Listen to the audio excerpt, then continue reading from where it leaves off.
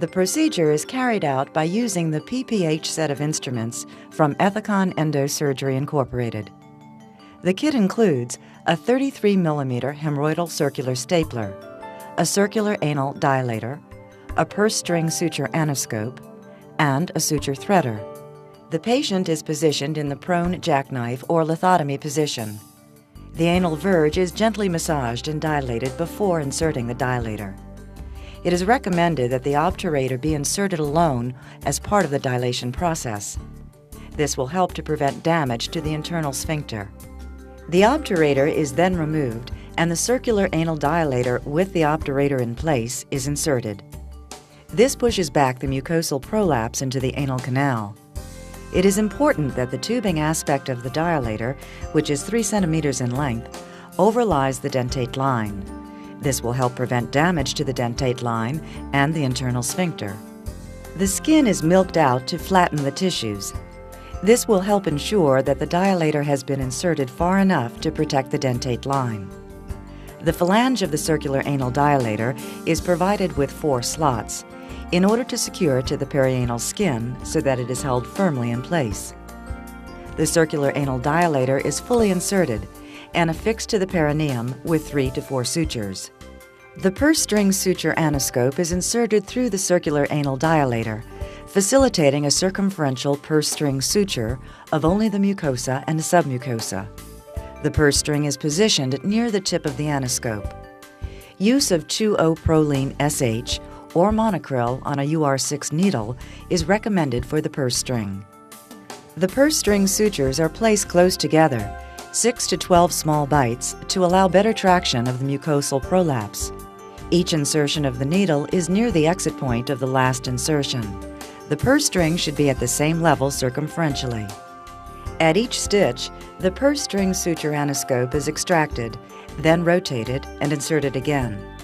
Rotating the anoscope while it is fully inserted in the circular anal dilator can twist the mucosa and cause an improper asymmetric purse string suture. A finger is placed in the anus and the purse string is tightened to check that there is uniform circumferential closure and no skips or gaps. The location of the purse string suture must ultimately result in a staple line that resides at least 2 centimeters above the dentate line. Once the purse string suture has been completed, the hemorrhoidal circular stapler is fully opened and inserted with the anvil placed beyond the purse string suture. It must be confirmed that the anvil crosses the purse string.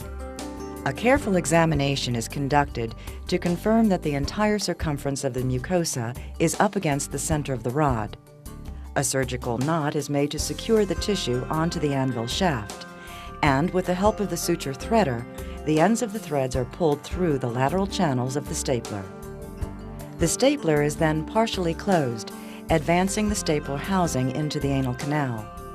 The stapler housing of the hemorrhoidal circular stapler is longer than in conventional circular staplers and is provided with centimeter marks on top to facilitate its positioning in the anal canal. The anvil is fixed to the rod to avoid accidental detachment, and the stapler shaft is shorter than in conventional circular staplers. As the stapler is tightened, it is gently pushed into the anal canal, while moderate traction is maintained on the purse string, so that the prolapsed mucosa begins to be drawn into the stapler casing. The stapler is examined to ensure that it is aligned along the axis of the anal canal. Prior to firing, the 4 centimeter mark on the stapler casing is positioned at the level of the anal verge, placing the staple line at the proper height. If the patient is a woman, check the posterior vaginal wall to be certain that it has not been incorporated in the staple line.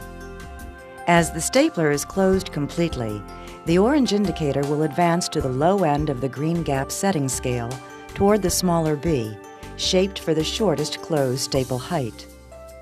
Tighter staple compression may reduce risk of bleeding from the staple line. Be certain not to touch the safety until the device is ready to fire. Release the safety and fire in one fluid motion. Keeping the stapler fully closed for approximately 30 seconds before firing and approximately 20 seconds after firing acts as a tamponade, which may help promote hemostasis. A 1/2 to 3/4 turn of the adjusting knob of the stapler facilitates its extraction. Additional turns can cause interposition of mucosa between the anvil head and the upper edge of the circular anal dilator. The purse string suture anoscope is reinserted to facilitate the inspection of the staple line and application of sutures to any bleeders. Some surgeons may use Spongostan-like products to improve hemostasis, or a catheter to detect late bleeding. The donut is checked. It should be a 3 centimeter wide strip of rectal mucosa with minimal presence of muscle. The removal of skin tags, if present, is not recommended because this will result in greater postoperative pain for the patient.